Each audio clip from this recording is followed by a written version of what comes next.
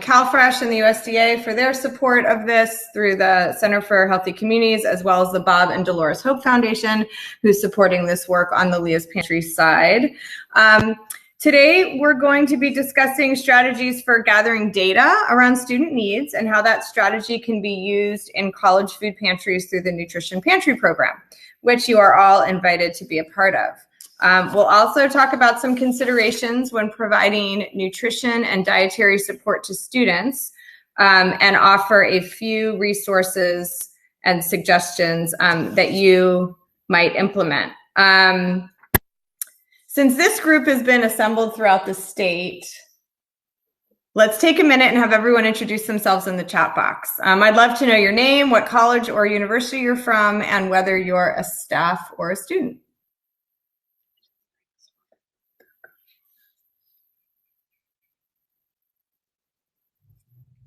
Oh, good. Everyone's typing. This is how we make sure you're all paying attention.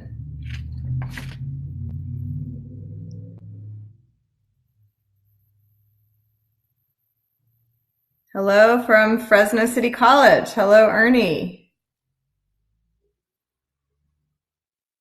I see Morgan. Hi, Morgan. Hi, Melissa from Chico. Brandy. Lots of Chico State people. LA, Cal State LA. Hi, Rob. Hi, Danielle from San Francisco State University.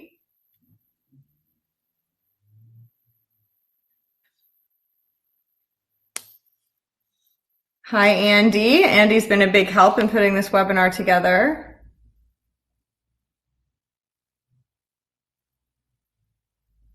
Hi, Erin.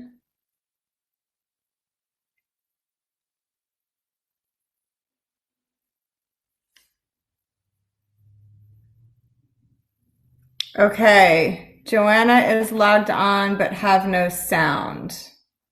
So, Joanna, there should be a phone number.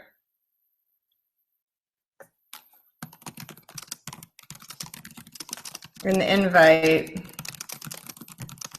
so you can call in. I'm not sure if you mean you don't hear sound or you can't talk.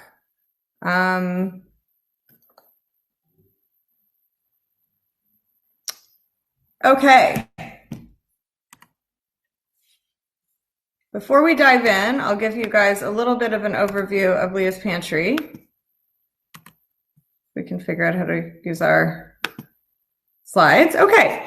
Leah's Pantry was founded in San Francisco in 2006, which means we're approaching our 13th anniversary this fall. Our mission is to improve the health, wellness, and resilience of communities through trauma-informed nutrition security.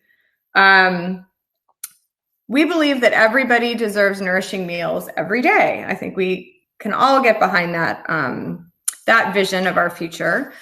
When we work inside three basic strategies. The first one is we work directly with a wide variety of program participants, providing opportunities to exercise voice and choice and explore relationships to food.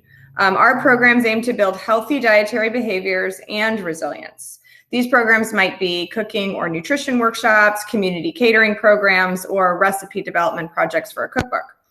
Second, we build capacity among our partner organizations to implement our programs through an extensive training calendar, technical assistance, and custom program design and implementation. Today, this webinar is designed to build capacity to run a client-centered program, as well as to introduce the Nutrition Pantry program, which may be something that might be a good fit for your campus food distribution. And last, we start conversations that invite new perspectives into public health, nutrition, and food security. We believe that adopting a trauma-informed approach with a focus on healing-centered engagement is the future of our work, and we invite everybody to join us as we explore and learn. This slide just shows our different products and programs. You can see the Nutrition Pantry program up there on the top right. We'll talk a little bit about eatfresh.org today, which is the top left, and then the bottom two our direct education interventions, our workshops, Food Smarts, as well as Around the Table, which is a new curriculum that is built with a trauma-informed frame And one version of this curriculum is primarily for young adults and older youth, and it's actually being piloted this summer with Miracosta College in San Diego. Next thing I wanted to say is just thanks so much for your thoughtful responses to our registration questions. It really helps give us perspective from all over California. We do have strong collegiate partners for the Nutrition Pantry program, but we're still really learning about CalFresh outreach efforts and appreciate everything that you guys have shared. Just to summarize, here are a few main takeaways that I heard when I read your registration questions. Generally people have a lot of misconceptions around college students, and I can put myself sometimes into that category. I have to remind myself that not all college students are maybe the same college student that I was. And I think what I heard from you guys is that people think college students all come from families, or many come from families who can provide adequate funding for those college years, or that college students are only focused on school, which we know is not true. Also, some characterizations of college students as, lazy and entitled, or that their struggle equates with mismanagement of their money, whether that's their financial aid or whether money that they gain from working, not maybe an understanding of some of the systemic issues going on. Also from an age perspective, that all college students are between 18 and 22. Something a bunch of you said was that college students almost should be hungry. That's the normal state. It's a rite of passage. And that maybe there's a feeling of, if a college student is struggling right now, he probably always will struggle, that this isn't something that we can change. And then last is that the burden for this really lies on the individual choices of the students. So I think that this is a great list. Feel free to chime in on the chat box if there's anything you felt we should be adding here that wasn't represented.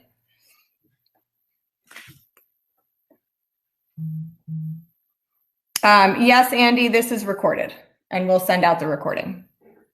Okay, so looking, as you all know, in addition to CalFresh, most college campuses have some level of free food availability, but there's a lot of diversity in what this means, and this diversity is definitely reflected on this webinar.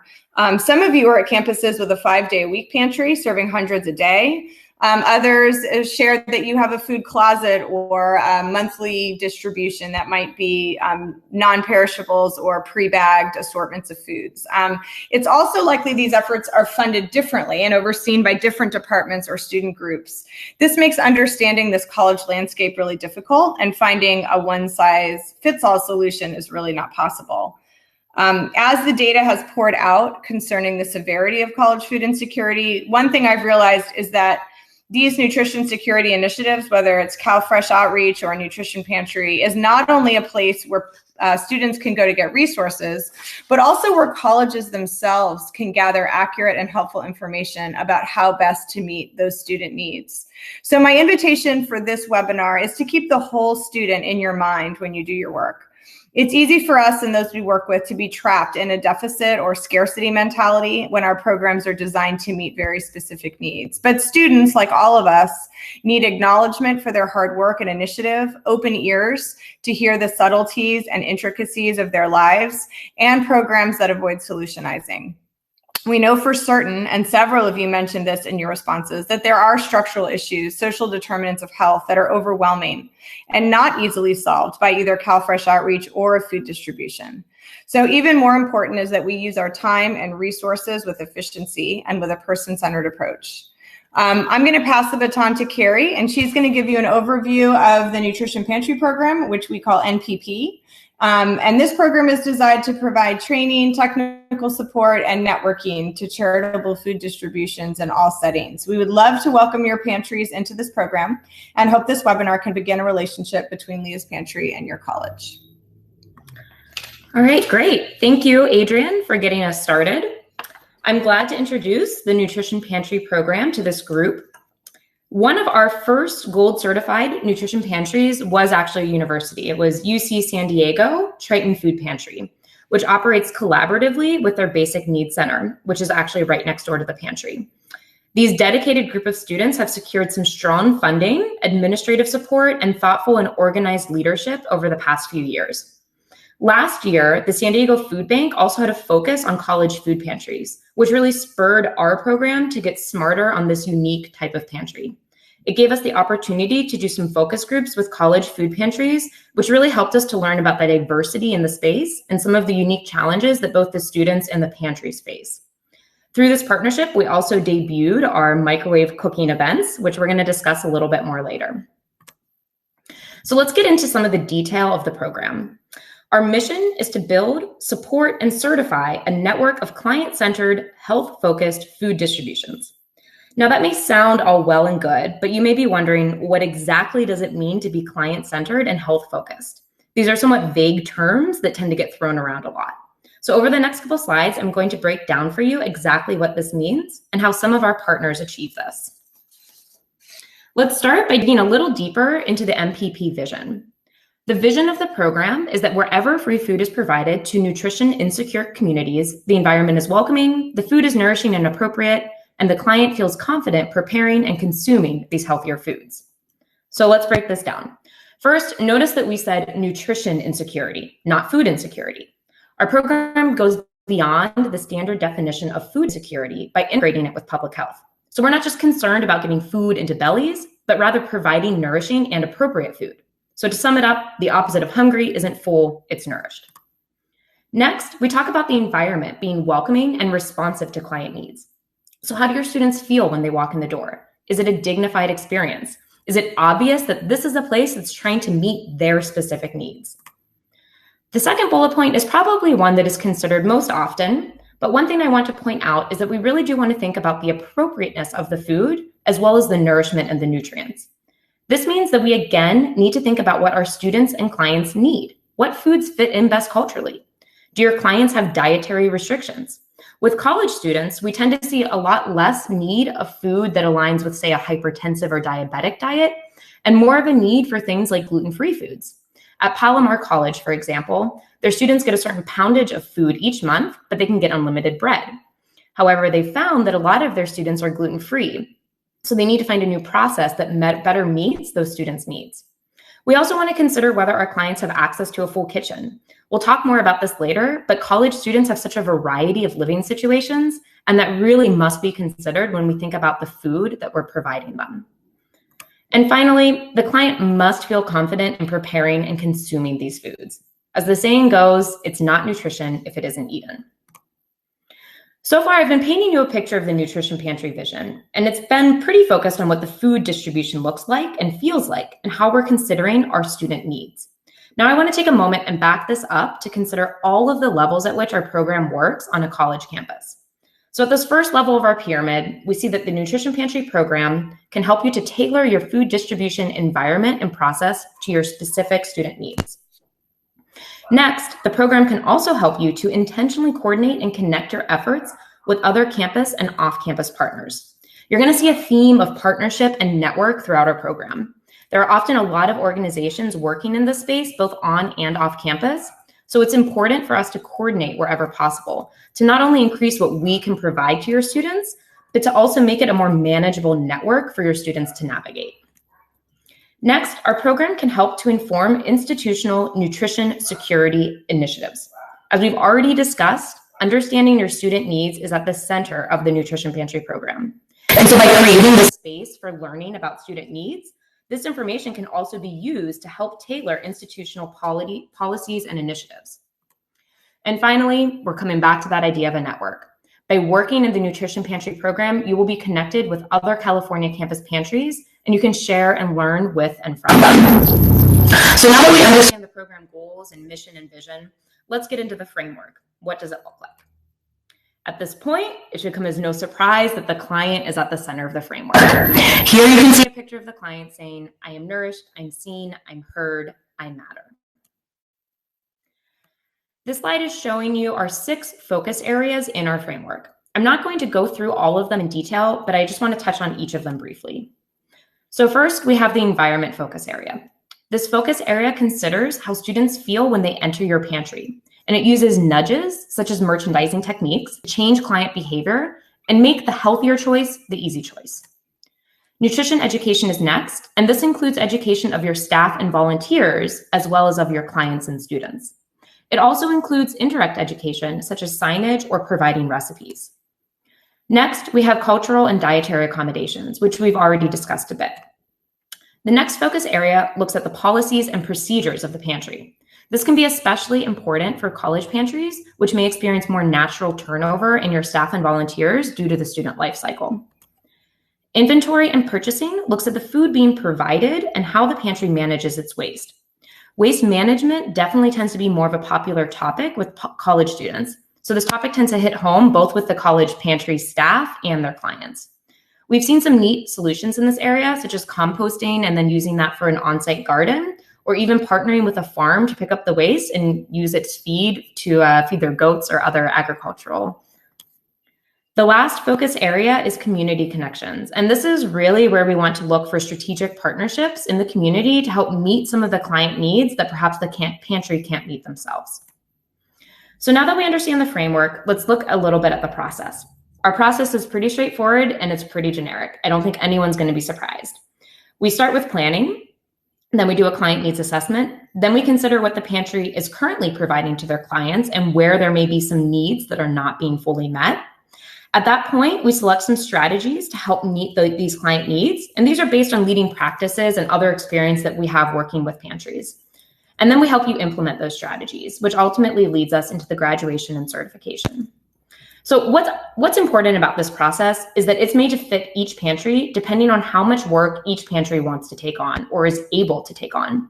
So just like the client is at the center of the nutrition pantry framework, the pantry is at the center of our process. Some pantries may decide that they want to do work in all 6 focus areas and they want to go for gold certification. For others, it may make sense to only work in a couple focus areas. There's no set timeline and there's not a list of things that you have to do when you're in the program. Because ultimately, we recognize that this is not a one-size-fits-all program. Each pantry is different, just as each pantry's clients are different. And keep in mind that we have tools and resources to help you along the way, and we're providing technical support throughout every step of the process. There are a lot of changes that you can make that will take very little time and that we've already done all of the heavy lifting for.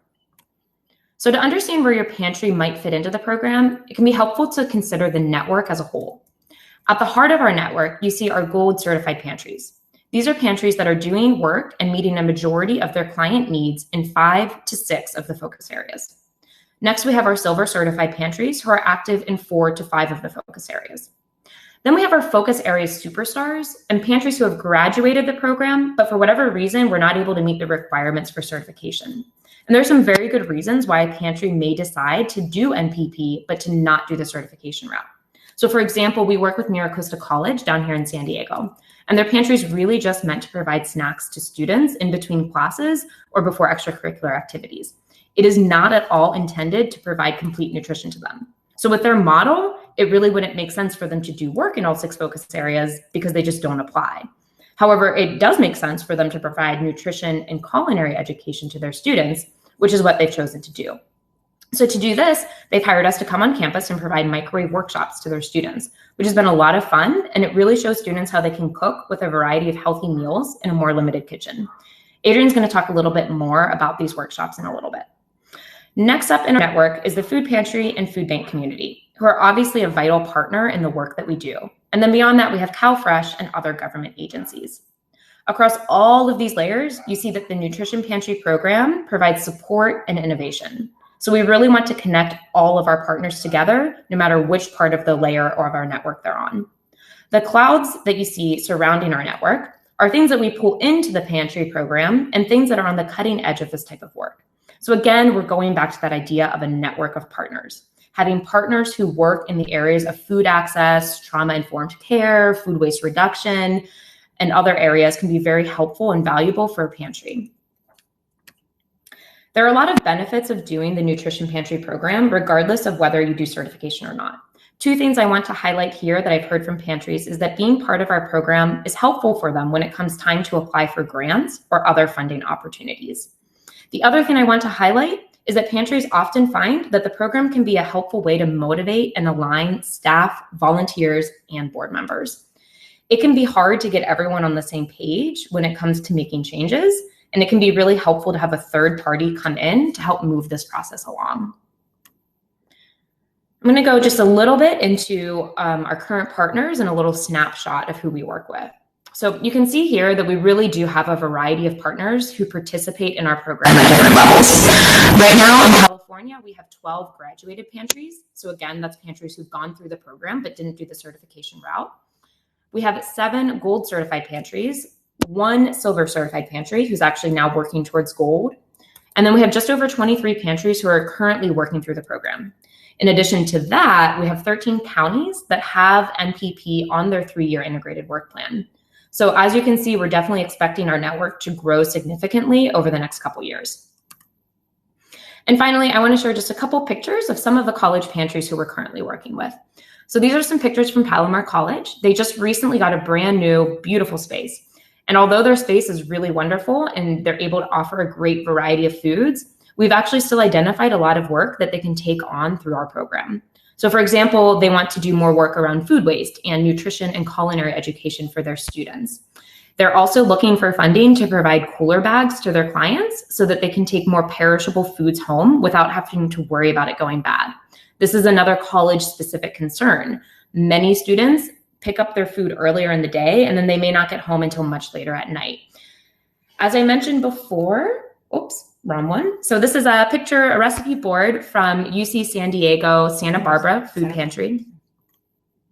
And here we have the Cuyamaca College Fresh Joint. And then here we have some pictures from our Miracosta College from our microwave workshop. So we've been talking a lot about how we want our pantries to be client-centered, but figuring out what your client needs are can be difficult. We know that college students have a wide variety of needs, and many of those needs may be affected by their living situation, for example. So these living situations vary greatly for college students, and they range from being fully sheltered to living out of their car. Some may have full access to a kitchen, but they may share that kitchen with 5 other people, or they may be away from home from 8 in the morning until 10 at night. Or they may have limited access to transportation, which can also be a challenge when you're trying to carry food home. For example, just getting from the entrance of the college campus to the pantry could be several miles, and that's a long way to walk. If we think about our client needs as being a jar, then we want to fill that jar as best we can. So as part of our needs assessment, we first want to understand what that jar is. So what are the client needs? And then what is in the jar already? What is the pantry currently providing? And then from there, we see where the difference is and how can we work to identify how we may be able to fill that remaining space. And keep in mind that we may be using other partnerships to help to fill that space. So of course, even though we know and understand all of our client needs, once we do get to that point, we will not always be able to meet all of them. And a lot of you already pointed out some of the systemic and larger issues at play when you answered your registration questions. This, of course, is a challenge and it can be quite frustrating. So this is something that Adrian's going to talk a little bit more about in a little bit. So now when it comes to collecting feedback from your students and clients, it can be really tempting to do this in a less formal and more anecdotal way, or to assume that we already know what they're going to say. However, it really is important to collect this feedback in a structured and transparent manner. It also invites students and clients into the conversation who may not otherwise share their thoughts or ideas. This is important because often that informal feedback that we're getting, it's from our more vocal clients. And sometimes when someone is loud with their opinion, we may incorrectly assume that they also speak for everyone else. And finally, having a structured process gives you a stronger leg to stand on if you end up taking a request to your partners or administration. So between your staff, between your staff and volunteers, you may already have a good idea of some of your pantry's needs. So we're going to start there first. When I went through a college needs assessment with Palomar, one thing that struck me is that learning that their clients don't just include students, they also include faculty. Now, my sister works at a university and she doesn't even go to the campus gym for fear of running into her students. So I can guarantee you that she would not use a campus food pantry. So pantries that serve faculty as well as students may need to consider how those two groups have different needs. But ultimately, there's going to be some things that we ask. So there's a lot we may already know and we want to take advantage of that. but we're going to have to ask some questions and collect that feedback directly.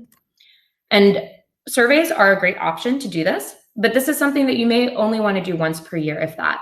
Surveys tend to be a hassle both for Pantry staff and for your students and clients. We have a great sample survey that helps to reduce that a little bit, and we will share that with you.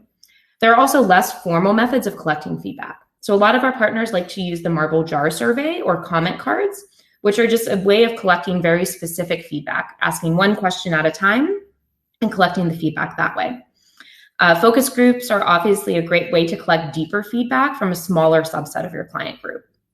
Beyond these direct methods of collecting feedback, you can also consider instituting a process that asks your staff and volunteers to start paying closer attention to what your clients say and do, and then considering what that may say about what your clients think and feel.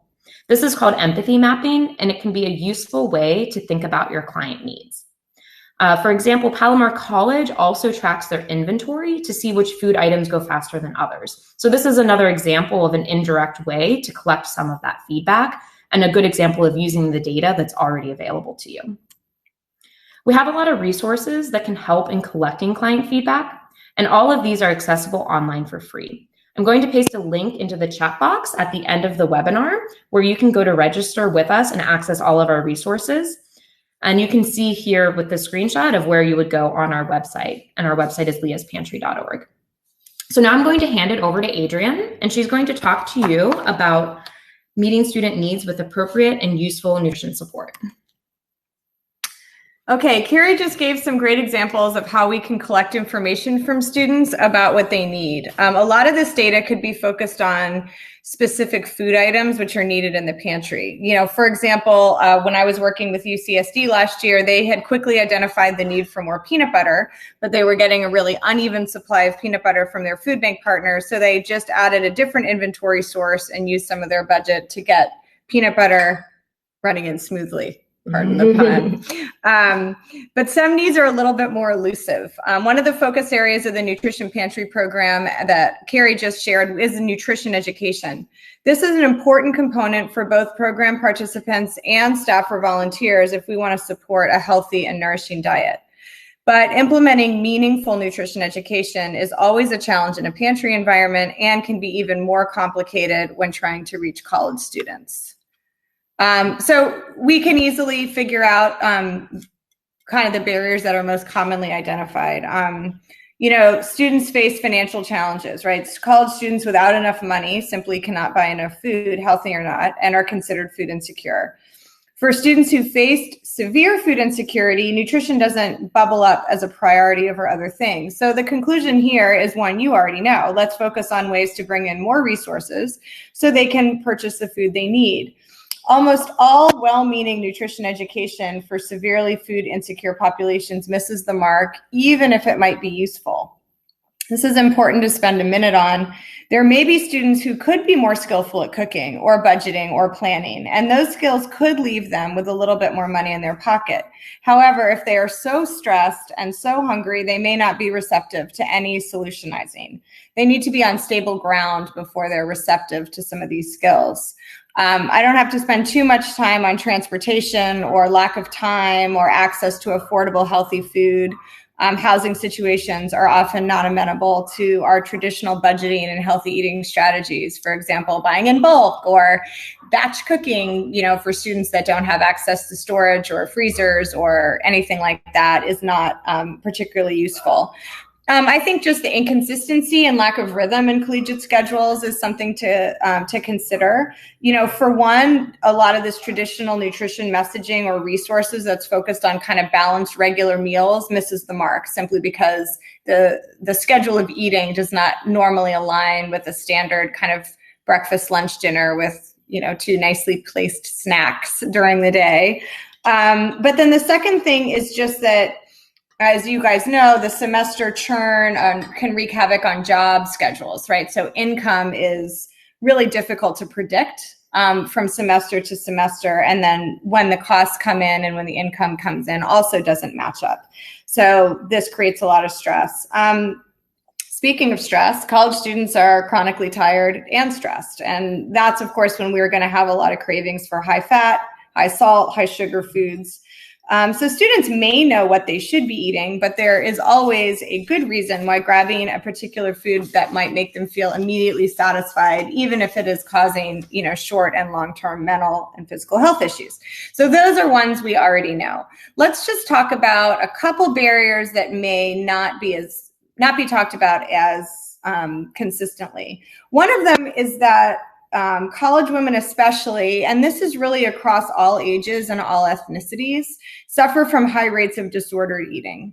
And that includes things like binging, purging, as well as diagnosed eating disorders. Something that's popped up in recent years is orthorexia, which is an eating disorder where people kind of hide behind health as a way of having a lot of restrictions around eating. These complicated relationships with food and with trauma make finding a message that resonates with this population really, really challenging.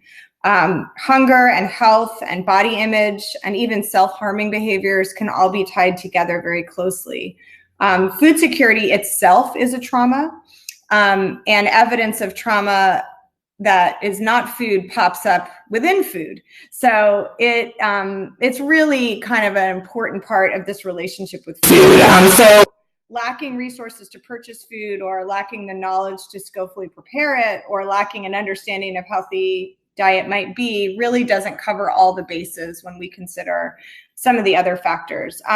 This one I think is obvious as well. There's just a lot of information out there, and not all of it is good. Some of it is really wacky. So people get their information from Instagram, from Pinterest, from the internet, from their best friend's college roommate's boyfriend. And we're competing with that if we're trying to present evidence-based, sensible nutrition information. And it's quite a competition. So we really need to devote our time to craft an environment where we think we have a good chance of getting through.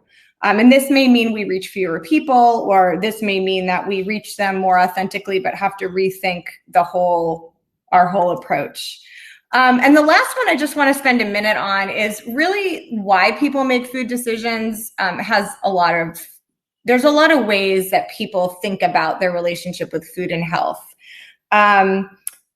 I was doing some reading in preparation for this webinar, and I came across a really interesting tool that I hadn't seen before, which is called the Food Choice Priority Survey.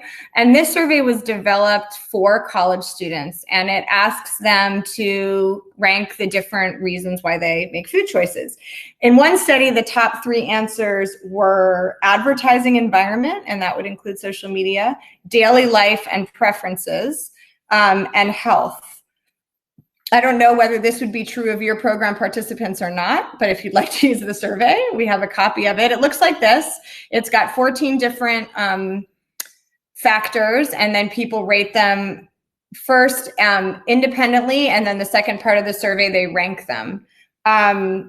Another study used this survey, and they looked at about 1,100 students over 8 colleges. And this one I thought was really interesting because they not only looked at the food choice priorities, but they also looked at what kind of eating behaviors that it correlated to. So the first thing they found was that over the course of just a student's first year at university, those food choice priorities changed quite a bit. So that's interesting because somebody comes in as a freshman and they may be making decisions in one way, and then actually what they find is that by the end of the year they're making different decisions. And the second is that when these priorities are correlated with specific eating behaviors, we find that students that gave a high priority to healthy aesthetic also were much more likely to eat more fruits and vegetables, whereas students who indicated price as a priority were more likely to consume high sugar foods and high sugary beverages. So in any case, a student's unique priorities and values play a factor. So how can we align our nutrition support in a way that meets student needs? If somebody values price more than health aesthetic, we might need to engage them in a different way to encourage those healthier behaviors. Aside from dietary decisions, people vary widely in their attitudes about health. So In 2016, Robert Wood Johnson released their findings from their American Health Values Survey. One of the most interesting things about the survey is the typology that was created. So instead of breaking things down by more traditional groups like ethnicity or age or geography, they use this framework. So without going into the definitions, because we don't have time, just take a minute and read the titles of all these different groups of people. The x-axis indicates how much people value personal health, and the y-axis indicates the extent to which people think the government should play a role. So just for fun, read through these titles and type in the chat box where you think you might fall on this XY axis, and kind of try and find a name that's on here right now.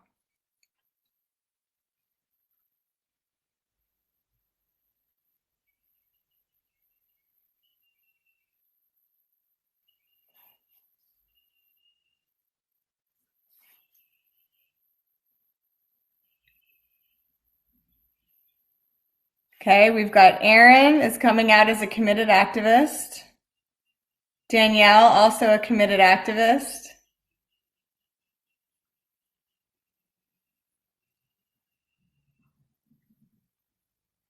Anybody else willing to take a stand?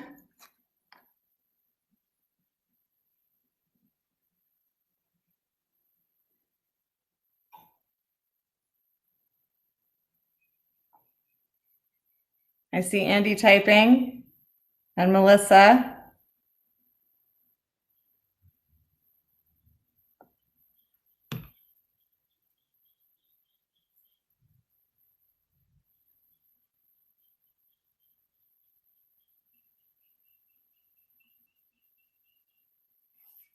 All these committed activists, all in one webinar.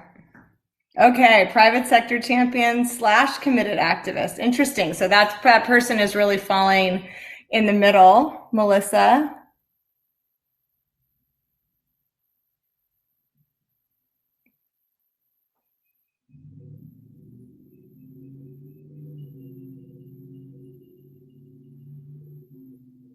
So far, this group is pretty high on personal health importance. Okay, so this is fun, and thank you to the committed activists for making sure my next slide is appropriate. So let's consider we have a committed activist and a disinterested skeptic walked into a student center. So when we're thinking about offering programs to participants, this could be helpful to think about. So when we look at the definition of a committed activist, we are looking at someone who's engaged in their personal health, but also they're more likely to believe that healthcare disparities exist and that social determinants of health like stress play a role. They overwhelmingly believe that health should be a top federal priority. That's a lot packed into a paragraph, but it really is important because it gets at the values behind some of the work that we do. Now, if that committed activist were to try and talk about one of a nutrition program or a food security program with, let's say, a disinterested skeptic, who not only doesn't place a high importance on personal health, but also doesn't really look at the disparities or the social determinants of health in the same way that the committed activists might. They're also less likely to believe that the government should do more at the federal or community level, and less likely to be civically engaged. Now, disinterested skeptics are sometimes food insecure, right? So how do we encourage and engage somebody like this in our programs, right? If we come in with the assumption that everybody shares our values that we might hold as a committed activist or a private sector champion who really values personal health, we might find some misalignment in our messaging. So those are just some important things to think about in terms of when we put our programs together. What do we know about our program participants? Okay, so let's talk about assets now. I did warn you in the beginning against only talking about deficits. So we do know that college students seek mental and physical health like the rest of us, and that's something we can leverage. We also know that college builds people's future states. So everything people learn in college, they're not immediately applying, and that can be the same as for health and nutrition information. Even if it's not immediately relevant, it may be relevant in the future. And the last asset I think that we can leverage is just that students are motivated, independent, and curious. So what does that mean in terms of nutrition? We want to consider things maybe in this way, right? We really want to connect with the values behind people's choices when we're offering nutrition support. We also want to provide opportunities for participants to have a voice and make their choices. And that way we can engage students with a variety of values and ideas. We don't have to pick. I think it's also important that we recognize the role that stress and adversity play with our health, and how our program might be able to kind of mitigate some of that challenge. We also want to avoid shame, stigma, or blame. I don't think I have to tell that to this group. We also want to support healing, connection, and emotionally positive experiences, right? Programs should be fun and joyful and develop a positive relationship between our participants and food. And sometimes this can be hard to do, and then sometimes it can be surprisingly easy. I think students love to learn from each other, and so any nutrition program that's going to encourage mutual self-help and leadership opportunities is going to be well received. And last, just building self-awareness and meaning around those food choices. We know that when people value their health, it shows up in their food choices. So sometimes when we just make the focus on the food choices, but don't work on reframing some of those values, we might, not see the impact that we really want to make. So in our last 2 minutes here, I want to introduce 2 ideas. One is the microwave cooking class. Here's some photos. The one on the left is from Miracosta, and then the right is actually a training that we did down here in San Diego in Chula Vista. These are really fun. We bring a bunch of food and some recipes and some microwaves and just have people cook for an hour.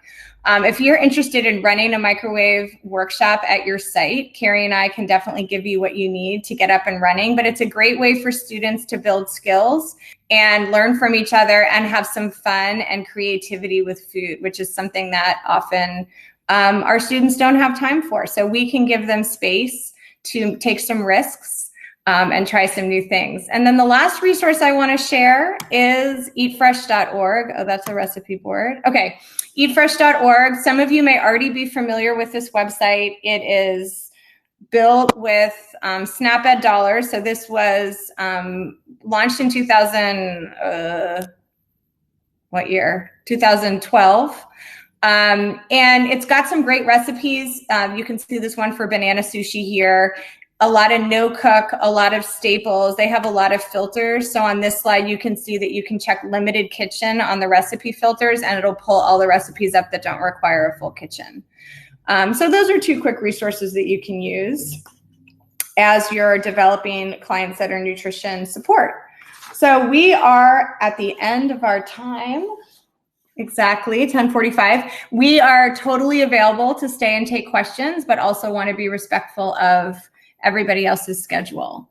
So please feel free to write your questions in the chat box. And I'm also going to paste in the link where you can go to register for partner resources on our website. So you can go to our website, leaspantry.org, and navigate to the register area, or you can just click on this link. When you sign up and register, a day or so later, you'll get an email with a username and a password, and then you'll have access to go into all of our registered partner resources. And we'll be sending all of you a follow-up email to invite you to join the Nutrition Pantry program, or if there's any resources we can help you with, we will probably do that early next week. If you want to email us, here's our email addresses. And we're happy to take any questions right now.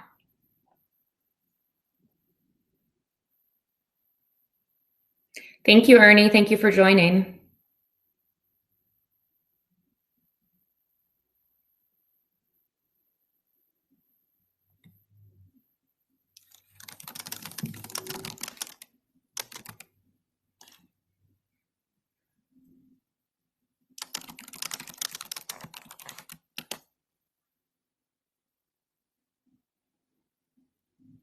Yeah, we will email the PDF of the food preferences surveys out with the slides, if that's something that you want to play around with.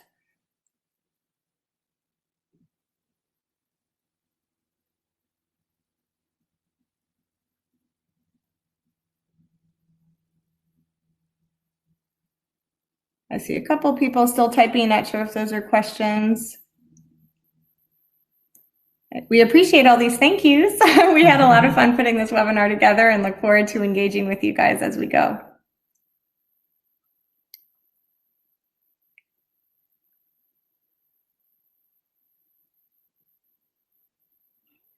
Okay, so Aaron's asking, how have you navigated college campus and food bank support?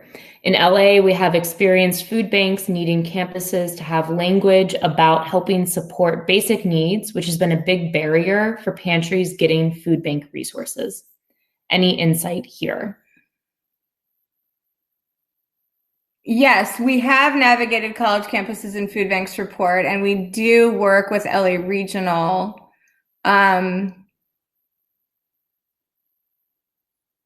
guess I'm not 100% sure about your question, Aaron. Maybe we can follow up and talk about it more specifically.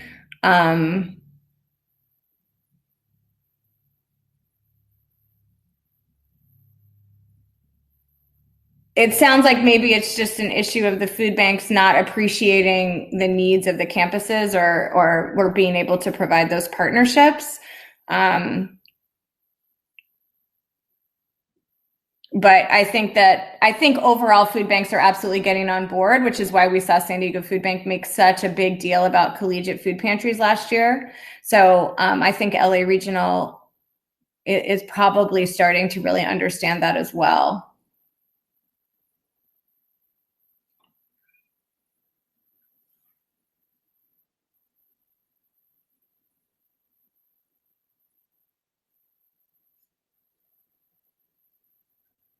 Okay, so Aaron, we'll follow up with you directly, and the rest of you will send out all the slides and presentation. Thanks so much, everybody. Have a great weekend.